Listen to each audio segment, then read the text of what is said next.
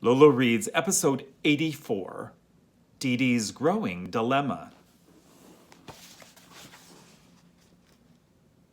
When DeDe called Beecham at work, he was briefing Halcyon's hottest new model on the adorable Christmas campaign.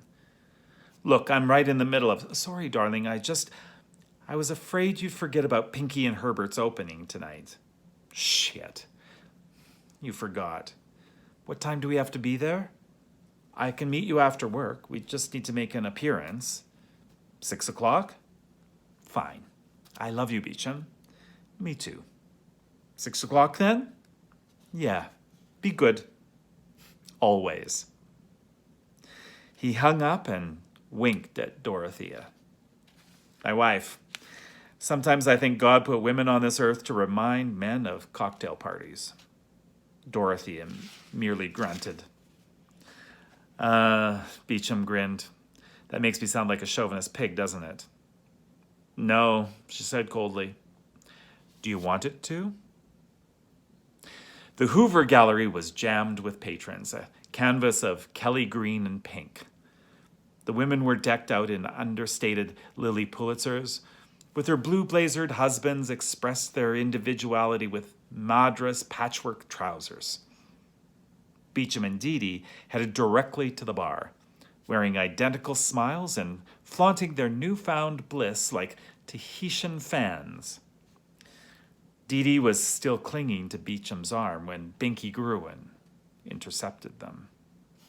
Oh, thank God you two showed up. Beecham, quick, give me a kiss. I have to look occupied. Beecham pecked her on the cheek. I've heard better excuses, Mrs. Gruen. Stop. Keep talking. God damn it, he's looking this way. Who? Carson Callis.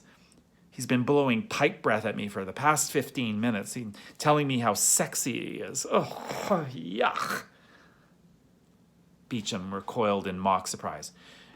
You don't think Carson Callis is sexy?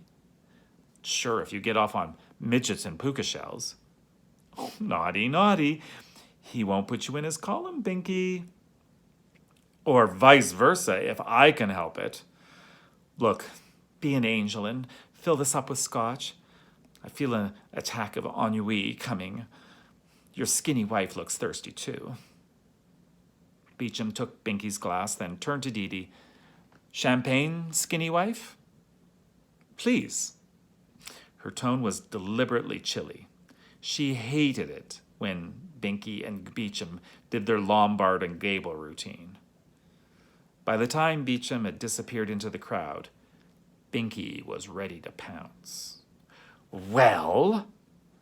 Well, what? Did you see Dr. Fielding? Binky, this is hardly the place. Well, yes or no? Yes. Binky whistled. I've got a good abortion man if you need one. Binky, will you just shut up, please? Well, pardonnez-moi.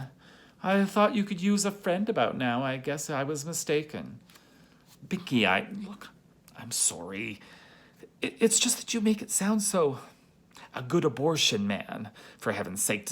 Does he cater parties too? Binky giggled.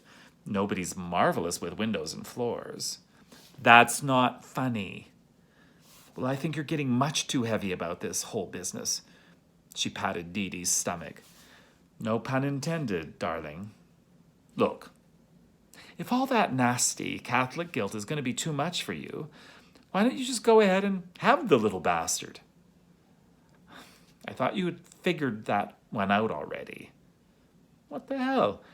Beecham can play along. He needs an heir, doesn't he? Who's going to know the difference? Binky, you don't know what you're talking about. Don't tell me it would show.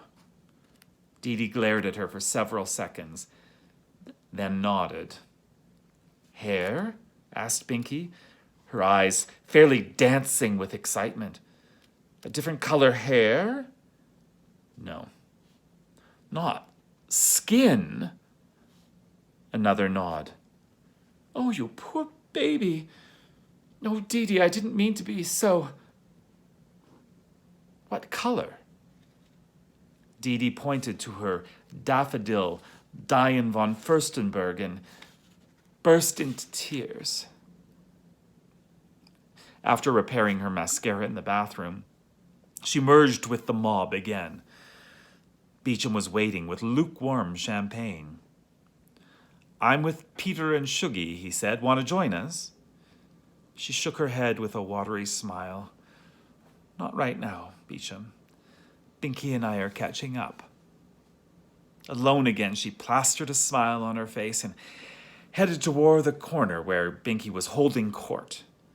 A hand stopped her, clamping onto her forearm. "Well, doesn't Mrs. Day look good enough to eat?" If her arm had been free, she might have crossed herself. It was the society editor of Western Gentry magazine, Carson Callis.